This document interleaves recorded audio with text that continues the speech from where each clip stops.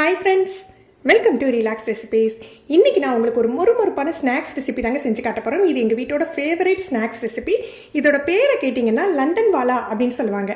எதுக்காக இந்த பேர் வந்தது அப்படின்னு சொல்லிட்டு எனக்கு தெரியவே தெரியாதுங்க. ஆனால் எங்கள் பாட்டி காலத்துல இருந்தே இந்த ஸ்நாக்ஸை லண்டன் வாலான்னு தான் சொல்லிட்டு இருக்காங்க. நீங்களும் செஞ்சு பாருங்க, சூப்பராக இருக்கும். எப்படி செய்யலான்னு பார்க்கலாம். இதுக்காக 2 கப் அளவுக்கு மைதா எடுத்துக்கலாம், இல்லது கோதுமை எடுத்துக்கலாம். உங்கள் விருப்பம் தாங்க. ஆட்டா கூட எடுத்துக்கலாமா. உங்களுக்கு என்ன மாவு வேணுமோ நீங்கள் எடுத்துக்கோங்க.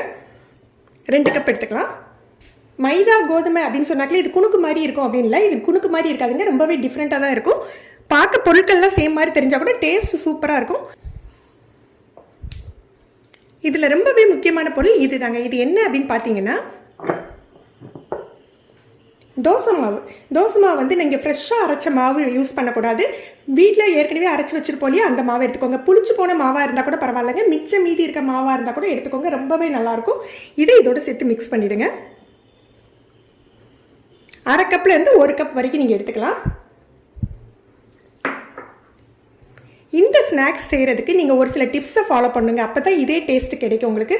இப்போ நம்ம வந்து மைதா தோசை மாவு எடுத்துருக்கோம். தோசை மாவில் ஆல்ரெடி உப்பு போட்டு, எங்கள் வீட்டில் உப்பு போட்டு தோசை மாவு, அதனால் மைதாக்கு தேவையான அளவு மட்டும் உப்பு சேர்த்துக்கலாம். இதில் எக்காரணம் கொண்டு நம்ம தயிரும் சோடா உப்பும் சேர்க்கக்கூடாதுங்க. தயிர் சோடா உப்பு சேர்த்திங்க அப்படின்னா இது மாவை சாஃப்டாக்கிடும். அப்போ அதோட மொறுமொறுப்பு கிடைக்காது, உள்ள பஞ்சு போல் அப்பம் சாப்பிட்ட மாதிரி இருக்கும். அதனால் தயிர் சோடா உப்பு ரெண்டுமே வேண்டாம். நீங்கள் வந்து மாவு கோதுமை மாவோ அல்லது தோசை மாவும் மைதாவும் எடுத்துக்கலாம். இதோட உங்களுக்கு வெங்காயம் எந்த அளவுக்கு தேவைப்படுமோ அந்த அளவுக்கு வெங்காயம், பொடியாக வெட்டின வெங்காயம். இப்போ இது 4 பொருட்களும் முக்கியம். கருவேப்பிலை, பல்லாக அரிஞ்ச தேங்காய் ஃப்ரெஷ்ஷாக எடுத்து சின்ன சின்ன பீஸாக கட் பண்ணிக்கோங்க. அப்புறம் காரத்துக்கு தகுந்தாப்பில் பச்சை மிளகாய், கொஞ்சமாக இஞ்சி சின்ன சின்ன துண்டாக கட் பண்ணி போட்டுக்கிட்டாலும் சரி, துருவி போட்டுக்கிட்டாலும் சரி, பொதுவாக கட் பண்ணி போட்டால் தான் டேஸ்ட்டாக இருக்கும். அதே போல் இந்த லண்டன் வாலாக்கு மல்லிக்கீரை யூஸ் பண்ணக்கூடாதுங்க. மல்லி இலையும் வந்து ஒரு டேஸ்ட்டு வாசத்தை மாற்றிடும் உங்களுக்கு. இந்த பச்சை மிளகாய், தேங்காய், இஞ்சி இது 3மே ஒரு ஃப்ளேவர் கொடுக்கும். அதனால் இதை மட்டும் தான் நம்ம யூஸ் பண்ண போகிறோம்.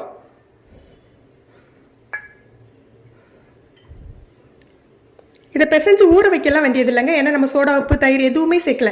இதை பிசைஞ்சு எடுத்துகிட்டு உடனே நம்ம பொரிச்சு எடுத்துடலாம். எப்படி செய்யலான்னு பார்க்கலாம். இதெல்லாம் மிக்ஸ் ஆகணும். தேவைக்கு தகுந்தாப்புல நம்ம தோசை மாவு ஈரப்பதமாக இருக்கும். நீங்கள் தேவைக்கு தகுந்தாப்புல தண்ணி சேர்த்துக்கோங்க.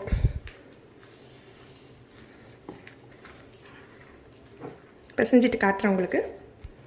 இப்போ மாவு தயாராகிடுச்சு. நல்லா அழுத்தி கலந்து பிசைஞ்சாதான் மைதாவும் தோசை மாவும் நல்லா மிக்ஸ் ஆகுங்க. எண்ணெய் காஞ்சிட்டு பொரிச்சிடலாம். இதுக்கு நம்ம வடை மாதிரி சேப்பணும் வேண்டாங்க. உருண்டையும் ரொம்ப சேப்பாக ஒன்று போல் வரணும் அப்படின்லாம் அவசியம் இல்லைங்க.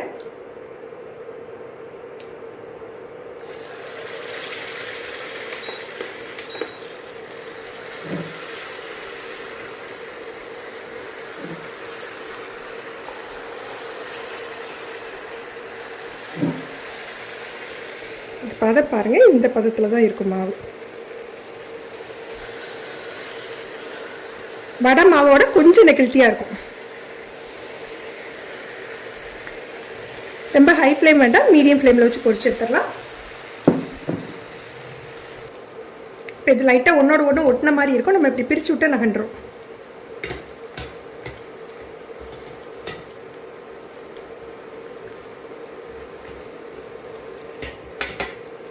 இந்த ஸ்நாக்ஸ் பார்த்தீங்கன்னா நல்ல மொறுமொறுன்னு இருக்கும். ஆனால் வந்து உள்ளே வந்து அப்பம் மாதிரி பஞ்சு போலெல்லாம் இருக்காதுங்க. கொஞ்சம் சமைச்சு சாப்பிட்ற மாதிரி தான் இருக்கும்.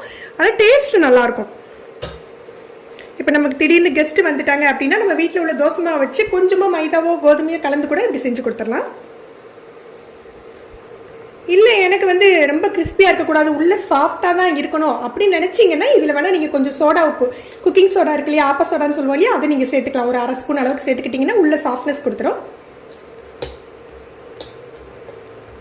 ஆனால் இந்த லண்டன் வாலாக்கு நாங்கள் வந்து சோடா உப்பும் தயிரும் சேர்க்கறதில்ல. இந்த மாதிரி மைதாவும் தோசை மாவும் சேர்த்து தான் செய்வோம்.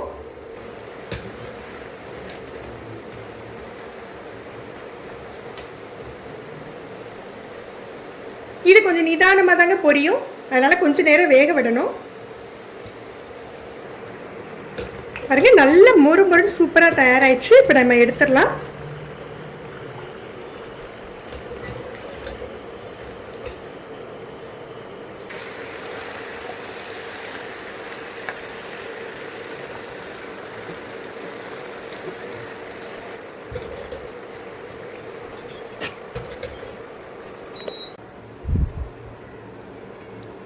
இப்போ நம்ம மொறுமொறுப்பான லண்டன் வாலா தயாராகிடுச்சு. நீங்களும் இந்த ரெசிபி ட்ரை பண்ணி பாருங்கள். இந்த ரெசிபி பற்றின உங்களுடைய கமெண்ட்ஸை கீழே கொடுங்க. இது வரைக்கும் நம்ம சேனலை சப்ஸ்கிரைப் பண்ணாதவங்க சப்ஸ்கிரைப் பண்ணிக்கோங்க. மறக்காமல் இந்த வீடியோவை லைக் அண்ட் ஷேர் பண்ணுங்கள்.